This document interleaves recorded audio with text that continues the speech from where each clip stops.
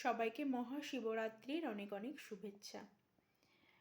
কারা কারা শিবরাত্রি পালন করছো জানিও। আলোটা এমন লাগছে কারণ ঠাকুরের জায়গাতে আলোটা কম আছে, কতটা দেখা যাচ্ছে আমাকে জানি না। যাই হোক, শিবরাত্রির ব্রত কথা যেটা আমরা সবাই জানি, তবে চলো আরও একবার শেয়ার করি।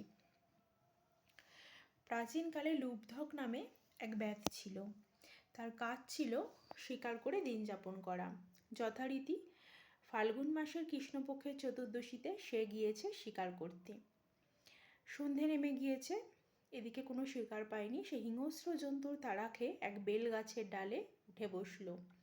সারাদিন কিছু খাওয়া হয়নি, অর্থাৎ উপবাস।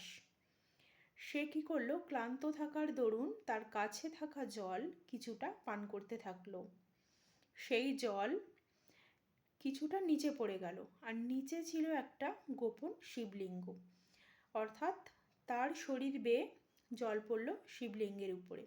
শিবলিঙ্গের অভিষেক হলো। সে নড়াচড়া করছিল, বেলগাছের পাতা ছিঁড়ে তার গা বেয়ে শিবলিঙ্গের মাথায় পড়ল। তাহলে বেলপাতা দিয়েও অভিষেক হয়ে গেল। তারপর সে পুরো ঘটনাটাই কিন্তু তার অজান্তে হলো, সে কিছুই জানতো না।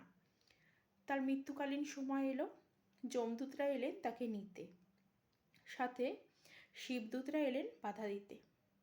কারণ মহাদেব বলেছেন যে নিজের অজান্তেও উপবাস করে তারও কিন্তু এই শিবরাত্রি ব্রত পালন করা হয়।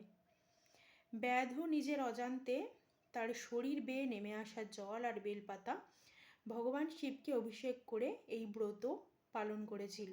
আর সেই ব্রতের ফলে যমদূতদের হাত থেকে শিবদূতরা তাকে বাঁচিয়ে শিবলোকে নিয়ে গেল। এই ব্রত কথা কে কে জানতেন কমেন্ট করে জানান। আশা করি সবাই জানেন, তবু শেয়ার করতে ইচ্ছা হলো শেয়ার করলাম। সবাই একসাথে বলুন হর হর মহাদেব।